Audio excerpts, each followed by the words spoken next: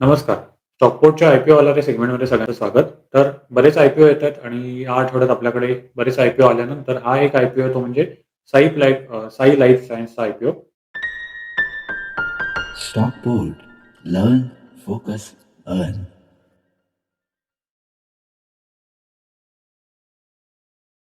तर साई लाईफ सायन्सचा आय-पी-ओ आणि इश्यू दिनांक त्याची आहे 11 डिसेंबर ते 13 डिसेंबर आणि अलॉटमेंट जी होणार आहे ती 16 डिसेंबरला होणार आहे. लिस्टिंग लगेच 2 दिवसात 18 डिसेंबरला म्हणजे विशाल मेगामार्टचा जो आय-पी-ओ आहे, सेम टू सेम पावलावर पाऊल टाकत गोष्टी किंवा डेट्स ठरलेल्या आहेत. फेस व्हॅल्यू इथे ₹1 आहे. प्राइस बँड जो ठेवलेला आहे तो 522 ते 549 एवढा आहे. लॉट साइज जी आहे ती 27 ची आहे आणि टोटल इन्व्हेस्टमेंट समजा करायची असेल, तर एका लॉटसाठी साधारण ₹14,823. इश्यू साइज जी आहे म्हणजे टोटल आय-पी-ओ जो आहे तो 3,000 कोटीचा आहे आणि त्यातला फ्रेश इश्यू जो आहे तो 950 कोटीचा आहे. त्याच्यात ऑफर फॉर सेल सुद्धा असतं त्यामुळे उरलेला जो कंपोनंट आहे तो ऑफर फॉर सेलचा आहे तो 2,000 कोटीचा आहे आणि टोटल शेअर्स जी कंपनी वाटतेय लोकांना ते 5,54,00,000 आहे. तर कर्मचारी सूट किंवा एम्प्लॉयी डिस्काउंट असा काही प्रकार नाहीये. क्वालिफाईड इन्स्टिट्यूशनल बायर्स म्हणजे आता आपण कोटा बघूया प्रत्येक ह्याचा कसा आहे तो.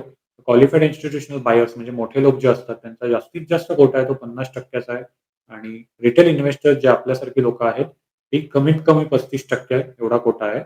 एच-एन-आय हाय नेटवर्थ इंडिव्हिज्युअल ह्यांचा कोटा आहे तो कमीत कमी 15% चा आहे. म्हणजे ज्यांना 2 लाखापेक्षा जास्त इन्व्हेस्ट करता येऊ शकतं, असे एच-एन-आयमध्ये सुद्धा इन्व्हेस्ट करू शकतात. त्याच्यानंतर कंपनीचं फंडामेंटल चेक करायचं झालं तर मार्च 2023 मध्ये कंपनीचा प्रॉफिट आफ्टर टॅक्सचा जो कंपोनंट होता, तो 10 कोटी होता आणि सप्टेंबरमध्ये हाच वाढून 28 कोटी झालेला आहे. म्हणजे तसं म्हणायला गेलं तर पर्सेंटेज ग्रोथ भरपूर आहे. सुरुवातीला कंपनी लॉसमध्ये होती आणि बऱ्यापैकी त्यांनी एक पॉझिटिव्हमध्ये आणून एक चांगली कामगिरी करून दाखवलेली दिसते. कर्ज जे आहे ते 699 कोटी होतं ते थोडंसं वाढून 764 कोटीपर्यंत झालेलं आहे. तर ती थोडीशी एक निगेटिव्ह बाजू आहे, पण काही हरकत नाही. कदाचित गुड लोन, बॅड लोनपैकी हा गुड लोनचा सुद्धा प्रकार असू शकतो.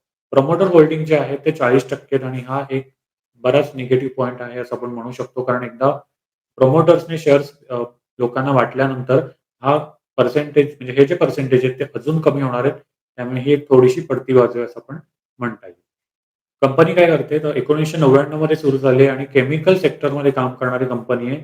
बायो आणि फार्मा कंपन्यांना छोटे-छोटे म्हणजे केमिकल्स किंवा कच्चा माल पुरवण्याचं काम ही कंपनी करते आणि चांगली गोष्ट म्हणजे ह्यांच्याकडे इंडियात तर बेस आहेच आणि परदेशात सुद्धा म्हणजे अमेरिका, जपान, युनायटेड किंगडम आणि बाकी युरोप या सगळ्या देशांमध्ये ह्यांचे क्लायंट पसरलेले आहेत.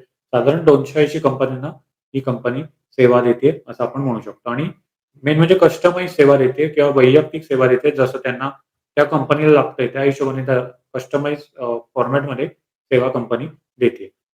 अनुभवी कर्मचाऱ्यांची टीम आहे. सध्या जो आकडा मी टाकलेला आहे तो 16 कदाचित चुकीचा आहे. त्यामुळे तो थोडासा एक फिगर आपल्याला एकदा चेक करावी लागेल. एकदा कमेंटमध्ये मी एनिवे नवीन जी फिगर असेल ती टाकेन. तर आता आय-पी-ओचे पैसे समजा कंपनीने उभे केल्यानंतर पुढे काय करणार आहे? तर कंपनी आधीची देणी, कर्ज जी काही आहेत ती देणार आहे आणि बऱ्यापैकी कर्जमुक्त व्हायचा प्रयत्न इथे कंपनीचा असणार आहे किंवा बऱ्यापैकी कर्ज कमी होणार आहे.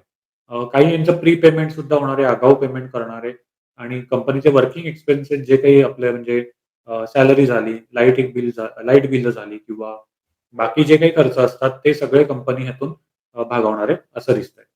ह्यांचे स्पर्धक थोडेसे वेगळे आहेत म्हणजे तसं म्हणायला गेलं तर ॲस्ट्रा लाईफ केअर आहे, वन ट्रस्ट आहे किंवा इन्फॉर्मेटिका आहे. हे सगळे त्यांचे स्पर्धक आहेत किंवा अजून आपल्याकडे लिस्टेड कंपन्या सुद्धा असू शकतात जे त्यांचे स्पर्धक आहेत.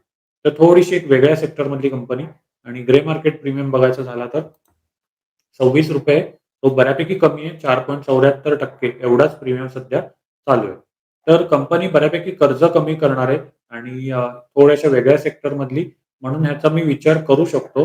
पण विशाल मेगामार्ट सारखी एक चांगली कंपनी समोर असताना दोन्ही आय-पी-ओ एकाच वेळी आल्यामुळे कदाचित मी विशाल मेगामार्टला जास्त प्रिफर करेन.